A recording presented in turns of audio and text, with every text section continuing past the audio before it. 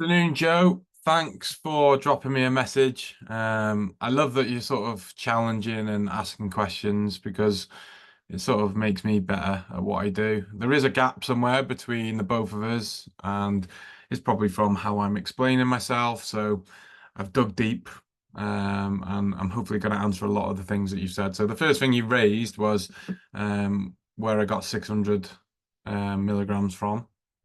Now, the recommended dose for magnesium is set at 6 milligrams per day. As you can see here, there's a research paper, which is probably approximately 350 to 420 milligrams a day. The reason I set 600 is because you're probably going to be deficient in it, and that is like the RDA, which is not optimal. RDAs are like a minimum dose, okay? They're not actually like suboptimal. This is why there's upward of 10 milligrams per day is recommended for optimal performance. And that's obviously what I'm personally taking myself. So is my wife. But like the recommended is between 350 and 420. Obviously, I got that wrong by saying 600. I meant 600 for you, as in we're deficient. So let's get you out the trenches and let's support you. And a recent study showed that there's a minimum of 50% of the population not meeting that. Okay. And magnesium deficiency has been found in 84% of postmenopausal women with osteoporosis. So as we get older, we do get more deficient in magnesium, which is like, well, let's get it up higher.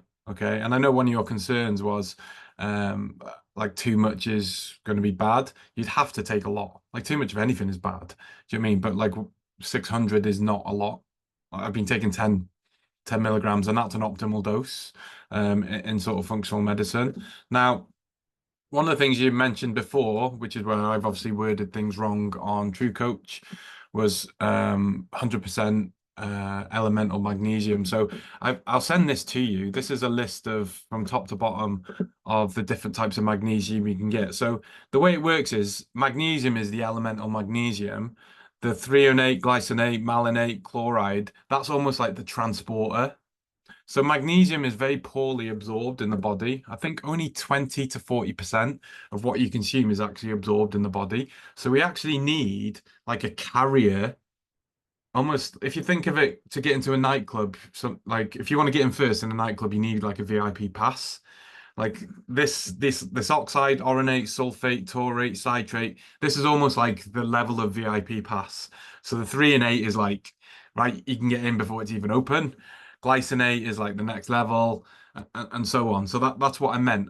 So you always have like your 100% um elemental magnesium, and then the bit after is the bit that defines how bioavailable it is. So as you can see here, the best ones are 3 and 8, but we go up the list of cost then. Um, so like for in regards to why glycinate, well, because it's up there, it's one of the cheapest. It's cheaper than the other one.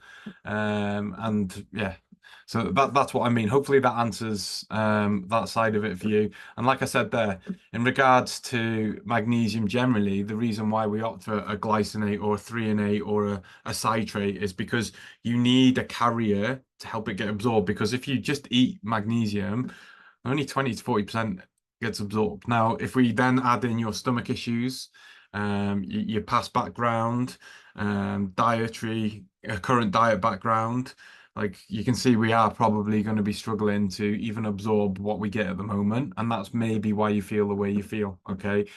And also, this is why we've got you on a B complex. A B6 deficiency will increase magnesium excretion. So if you're taking magnesium and you're deficient in B6, which you will be because of your medication, no matter how much you have, we might be even below that 20%. Okay, so combining a B6 with magnesium will increase the absorption rate, which will assist with the magnesium uptake into the cell, and so on. What have we got here? So there's a list of some foods that you can include into your diet here, like things like pumpkin seeds, Brazil nuts, almonds, flax seeds, cashews. These are like the highest ones in terms of magnesium. Obviously, don't go guzzling them, but it just gives you a bit of an idea as to sort of some foods. Now, like there's loads of positives around taking magnesium. So like we can see here, melatonin production, which is going to help aid sleep, dopamine production, make you feel good, steroid hormone production, physical repair, buffers stress, regulates stress, sex hormones, which is going to benefit in the latter stages of life, testosterone production, especially as we go into menopausal stages of our life, DNA repair, cell regulation. Got even more here, but there's even the consequences next to them. I can send you all these if you want, Joe. ATP synthesis, so this is the ability for you to make energy, fatty acid oxidation to burn fat, glycolysis, so this is like energy production, insulin productions, like we know we may be struggling with our blood sugars, thyroid hormones, like your thyroid may be shot, glutathione synthesis, so this is like your immune response, your body's ability to produce glutathione to sort of fight illnesses. Like there's just generally so many benefits about sort of introducing it into your diet. And like I said, we're nowhere near dangerous doses. And I've got some research papers here just to sort of give you, and I can send you all these, like I said. Like it's really beneficial for like diabetes. And like 23% of people consumed like more magnesium. It improved their diabetes. We've got the impact on stroke, reduces stroke, and intake increment of 100 milligrams was associated with an 8% reduction in total stroke. What have we got here? A meta-analysis among 286,000 subjects and 10,000 cases of diabetes were analysed over 6 to 17-year follow-up. It concluded that 100 milligram per day increase of magnesium intake lowered the risk of diabetes. What have we got here? Osteoporosis, magnesium deficiency has been found in 84% of postmenopausal women with osteoporosis. So like I said, as we get into the latter stages of life, it's super important. One study in Germany on 16,000 subjects found a 14.5% prevalence of magnesium levels below 0.8 mmol.